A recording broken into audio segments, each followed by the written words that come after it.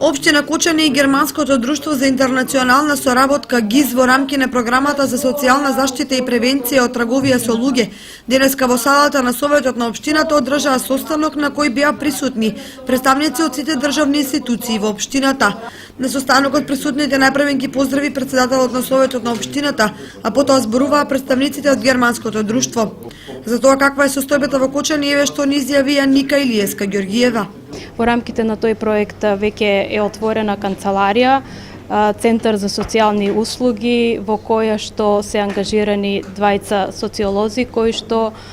заедно со општината и Центарот за социјална работа работат на подигање на нивото на социјалната заштита. Значи денеска ја имаме оваа промотивна средба со цел да ги запознаеме со целите и задачите на проектот и воедно и Канцеларијата за социјални услуги и останатите чинители во социјалната заштита од општина Кочани, се со цел за да ги запознаеме и тие да партиципираат на некој начин во овој проект, а секако денеска се присутни овде и представници од Министерството за труд и социјална политика и Заводот за социјални дејности, кои што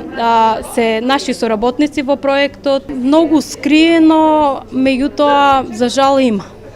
Значи, ние имавме средба со едно семејство кое случајно го откривме, мајка со 2 малолетни дечиња, која што ни соопшти една ситуација од која што бевме запрепастени. Значи, имаше малолетно дете неевидентирано,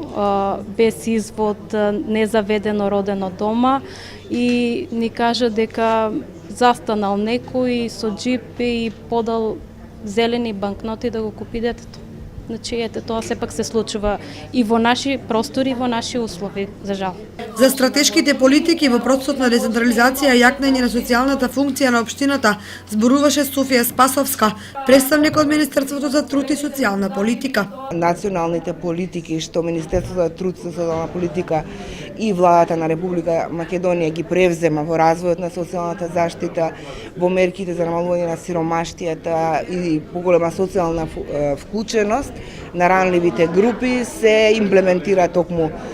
во вашата општина преку формирање на еден нова форма на превенција, а тоа е Центарот за развој на социјалните услуги. Особено ми е драго што се тука присутни сите чинители од локалната самоуправа и кои очекуваме дека ќе дадат допринос за развојот на социјалните услуги за ранливите групи во оваа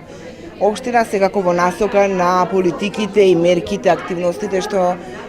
нашето министерство и владата ги превзема во националните документи на национално ниво. Инаку Центарот за социјални услуги кој е отворен во општината е наменет токму за овие проблеми кои за жал се уште ги има и во нашата